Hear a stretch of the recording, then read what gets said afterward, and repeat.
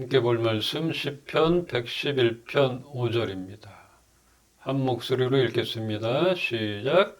여호와께서 자기를 경외하는 자들에게 양식을 주시며 그의 언약을 영원히 기억하시리로다. 아멘. 아멘.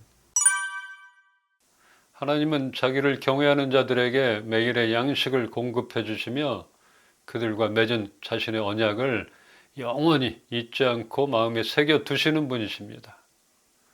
하나님을 두려워하고 존경하는 이들에게 이같이 필요한 양식뿐 아니라 복을 주신다는 그런 의미인 것입니다. 그러기에 우리들 신앙의 핵심인 하나님에 대한 절대적인 신뢰와 값없이 받게 된 하나님의 은혜, 또한 우리를 향한 변함없는 언약에 대하여 우리는 마땅히 감사해야 할 것입니다. 찬양도 그랬잖아요. 그 위대한 하나님을 아버지라 부를 수 있다 이렇게 했잖아요. 그건 은혜인 것이에요. 하나님의 소유된 백성이며 자녀된 우리와 함께 하시고 끝까지 돌보아 주시리라 그렇게 하신 궁극적인 하나님의 약속을 우리는 믿고 있는 것입니다. 믿는 것이에요. 지난 연말에 우리 교회 성경 쓰기 1필을 끝냈어요. 정말 감사하죠. 몇 명 되지 않은 그런 인원이지만 올해 다시 이독제 쓰고 있는데 우리가 매일 읽고 쓰고 듣고 있는 성경 말씀 가운데 우리들 각자에게 전해지는 그런 말씀이 있을 것입니다. 쓸 때마다 새로운 것 같아요.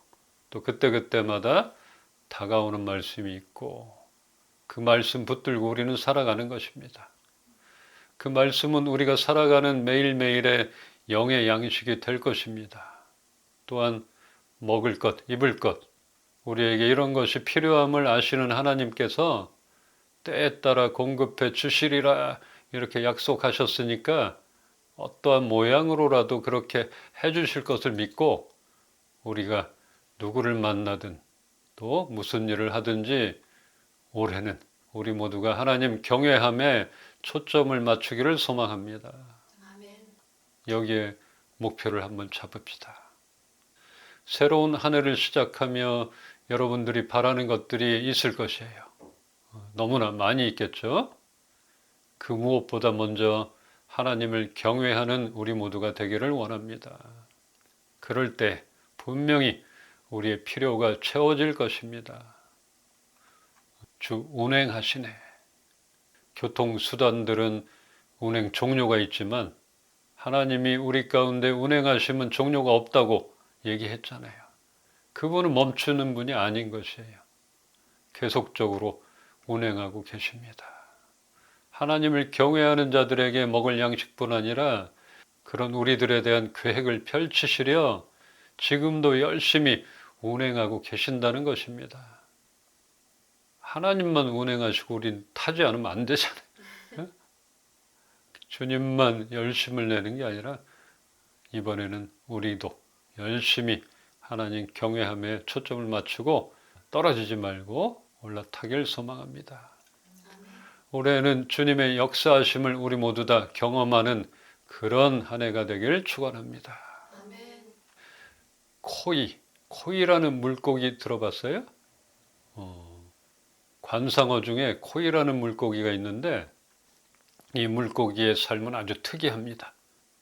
이 물고기는 작은 어항에다 기르면 5에서 8cm 정도밖에 자라지 않지만 커다란 수족관이나 연못에 넣어두면 15에서 25cm로 자란답니다. 그러면은 벌써 2배, 3배 정도가 자라는 거예요. 그리고 강물에 방류하면 90에서 120cm까지 성장하게 된다는 것입니다. 놀랍죠. 그럼 벌써 이게 얼마? 10배? 10배 이상이 자란다는 것이. 같은 물고기지만 어항에서 기르면 피라미가 되고 강물에 놓아두면 대어가 되는 신기한 물고기.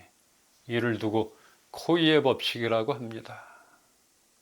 우리 모두 올해에는 우리의 믿음의 성장을 방해하는 어항을 깨고 나갑시다. 우리 이 작은 어항에서 나갑시다. 우리에게 계획하시고 허락하신 비전을 따라 넓은 강물로 우리 모두 나가기를 축원합니다. 아멘. 올해 그렇게 되길 소망해요. 아멘. 말씀 붙들고 나갑시다. 이 코이의 법칙이 우리에게도, 우리 이은빛교회 또 우리 각자에게 이 법칙이 적용되기를 축원합니다. 아멘. 자, 말씀 한 군데 더 보겠습니다. 시편 116편 12절 함께 읽겠습니다. 내게 주신 모든 은혜를 내가 여호와께 무엇으로 보답할까? 네. 내게 주신 모든 은혜 너무나 많잖아요. 우리에게 조건 없이 베푸신 하나님의 사랑과 구원을 의미하는 이 신앙인에게 가장 큰 선물이라 할 수 있는 은혜. 그렇다면 나에게 주신 모든 은혜를 생각하면 그 은혜를 입은 자로서 어떻게 보답할 수 있을 것인가? 우린 생각하게 되잖아요. 우리가 누구 고마운 사람한테 밥 한 번 얻어먹고 대접을 받아도 나도 갚아야지 하잖아요. 또 감사를 표현하게 되는 것이고, 그렇다면 나에게 주신 이 큰 은혜, 이거를 갚을 길이 있는가?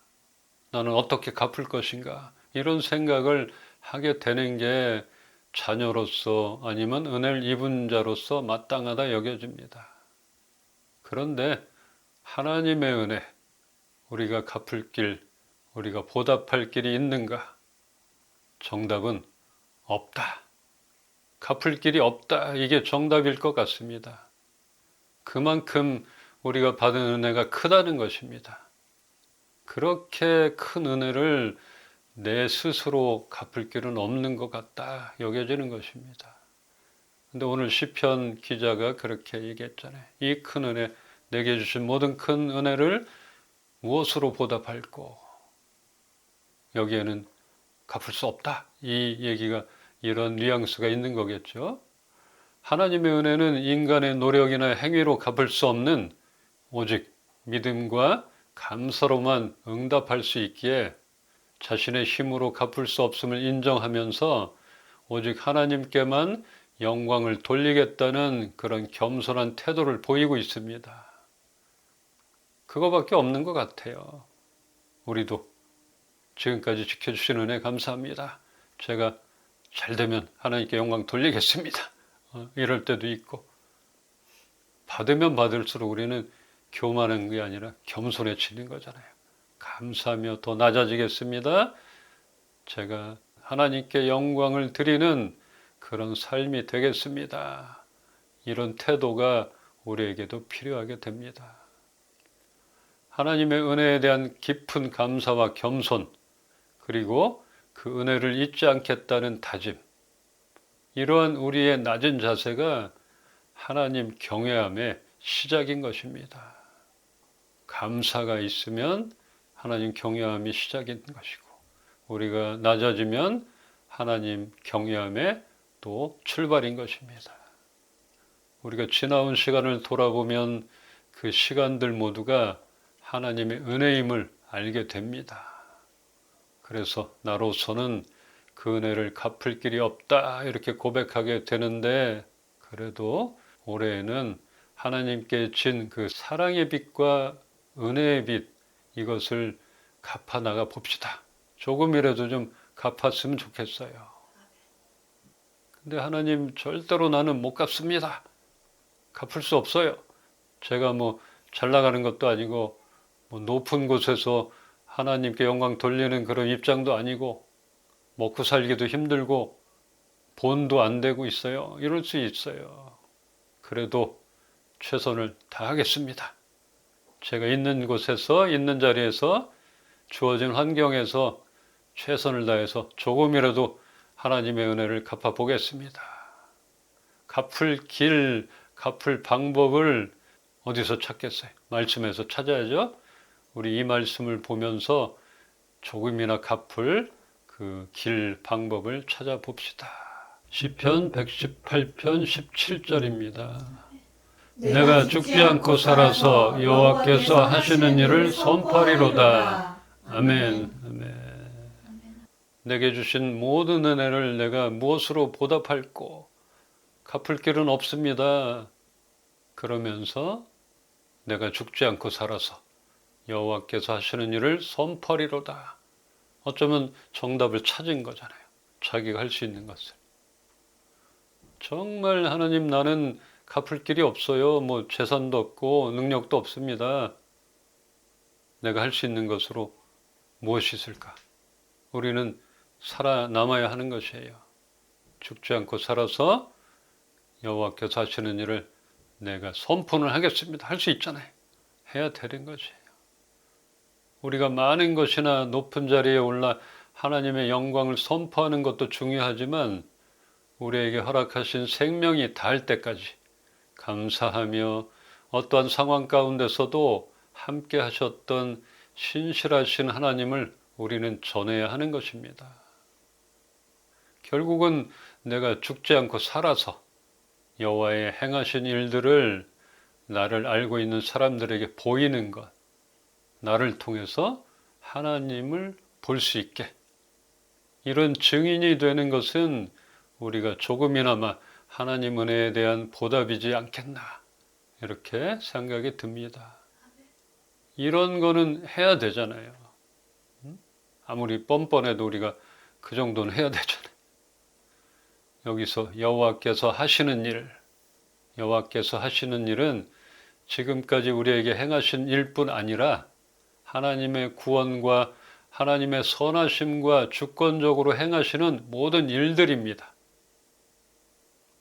하나님이 행하셨던 일들, 내게 주신 모든 은혜뿐 아니라, 지나간 은혜뿐 아니라 하나님이 지금도 운행하시면서 주권적으로 역사하시는 모든 일들, 이러한 하나님의 역사를 우리는 세상에 선포해야 하는 것입니다. 지난 성탄 이브날 옛날같이 집집마다 새벽송은 없더라고요. 근데 이렇게 먹자골목과 교차로 번화한 곳에서 한 10명, 20명씩 교회에서 이렇게 나와서 예수님 탄생을 노래하더라고요. 그리고 뭐 지금도 추운 날씨에도 길거리에서 예수를 외치는 사람들이 있습니다. 이 모두가 받은 은혜가 크기 때문에 그렇게 하리라 여겨집니다.